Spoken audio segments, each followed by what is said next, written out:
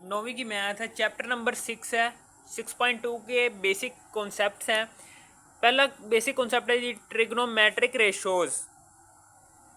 Trigonometric ratios ये वो कह रहा है कि the functions that relate angles to side in a right triangled right angled triangle. कह रहा है द फंक्शंस दैट रिलेट, ऐसे फंक्शंस जो ताल्लुक पैदा करें angles to side in a right, यानी कि angles side in a right triangled, यानी कि राइट एंगल्ड ट्रायंगल कौन सी ट्रायंगल होती है? ऐसी ट्रायंगल के जिसके अंदर जोन सा ये जाविया बन रहा है, जोन सा एंगल बन रहा है वो 90 डिग्री का बन रहा हो। ठीक है, समझ आ गई। इसे हम कहते हैं राइट एंगल्ड ट्रायंगल। और as the function that relate angles to side, यानी कि एंगल्स जोन से हैं ट्रिग्नोमेट्रिक रेशोज जोन से हैं वो ऐसे फंक्शंस होते हैं जो जो ताल्लुक पैदा करते हैं एंगल्स का साइड के साथ। ठीक है ना, जो उनसे एंगल बन रहे हैं ना इस राइट एंगल ट्रायंगल में, उन एंगल्स का ताल्लुक पैदा करेंगे इस राइट एंगल ट्रायंगल की साइड्स के साथ। ये साइड्स हैं, ये पहली साइड है ये वाली, दूसरी साइड है जी ये वाली, तीसरी साइड है जी ये वाली। एंगल कौन कौन से हैं? ये 3 एंगल हैं। ठीक है ना, इन 3 एंगल्स का इन 3 साइड्स के साथ ताल्लुक पैदा करते हैं ट्रिग्नोमेट्रिक रेशोज़ के जो उनसे फंक्शंस हैं वो ठीक है ना। अब फंक्शंस कौन कौन से हैं? ये है साइन, काज, टेन। ठीक है ना, समझ आ गई। ये 3 फंक्शंस हैं। ये राइट एंगल्ड ट्रायंगल्ड में मौजूद जो उनसे एंगल्स हैं उन एंगल्स का ताल्लुक पैदा करते हैं राइट एंगल्ड ट्रायंगल में मौजूद साइड्स के साथ। ठीक है ना, समझ आ गई। अब फिर उसके बाद आगे used theoretical and applied sciences. हम इसे थियोरेटिकल यानी कि थ्योरी के तौर पर इस्तेमाल करते हैं अपनी डेली लाइफ के अंदर, एंड अप्लाइड साइंसेस, और साइंस में भी हम अप्लाई कर रहे होते हैं, फिज़िक्स में, केमिस्ट्री में, तरह तरह की साइंस में भी हम इन ट्रिग्नोमेट्री को अप्लाई कर रहे होते हैं, और थ्योरी भी है इसकी ट्रिग्नोमेट्री की। अब हिपार्कस ऑफ नेकाए ये फादर ऑफ ट्रिग्नोमेट्री हैं। ठीक है ना, इन्होंने ट्रिग्नोमेट्री के अंदर बहुत सारा कंट्रीब्यूशन दिया अपना। इसी तरीके से अलबतानी है, अल ख्वारिज़मी है, न्यूटन है, इन सारे के सारे साइंटिस्ट ने ट्रिग्नोमेट्री के अंदर अपना बहुत सारा काम किया है। फिर उसके बाद direct measurement sometimes not possible.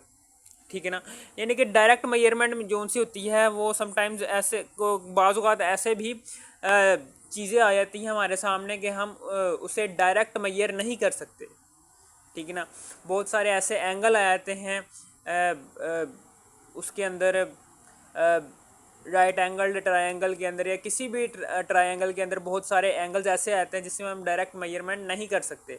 इसी तरीके से फिर हम क्या करते हैं, फिर हम फार्मूले लगाते हैं। अब फार्मूले कौन देता है हमें? यही ट्रिग्नोमेट्री जो सी है वो हमें फार्मूले देती है जिससे हम राइट एंगल ट्रायंगल के एंगल्स भी फाइंड कर लेते हैं जो हमें पता नहीं थे।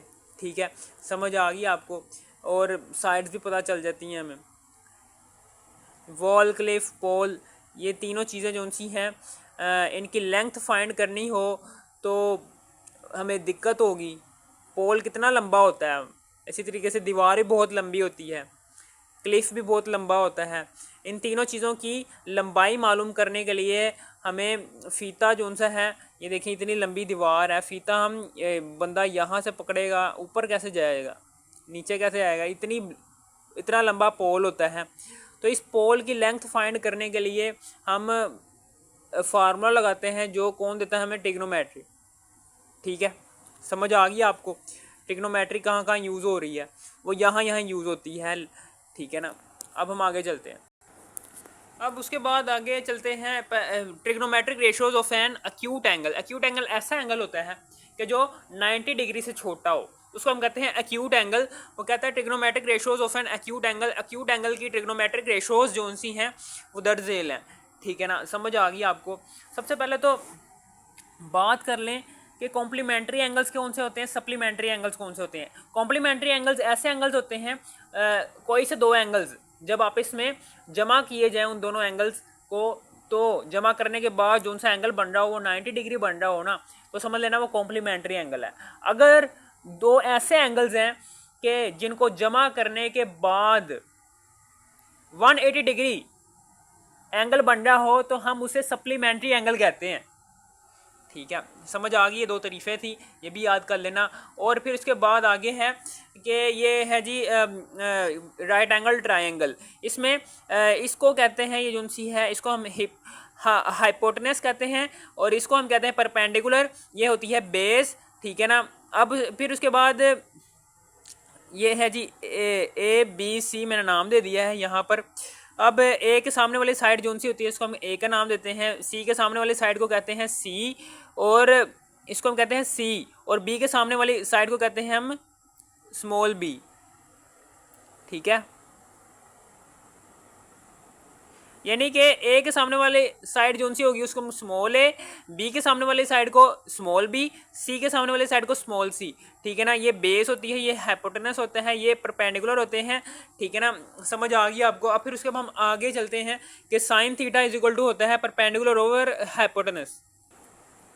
ये साइन थीटा जो सा होता है ये है जी साइन थीटा का फार्मूला, ये होता है जी परपेंडिकुलर, ये परपेंडिकुलर ओवर हाइपोटेनस, यानी कि पहले परपेंडिकुलर लिखेंगे फिर हाइपोटेनस लिखेंगे।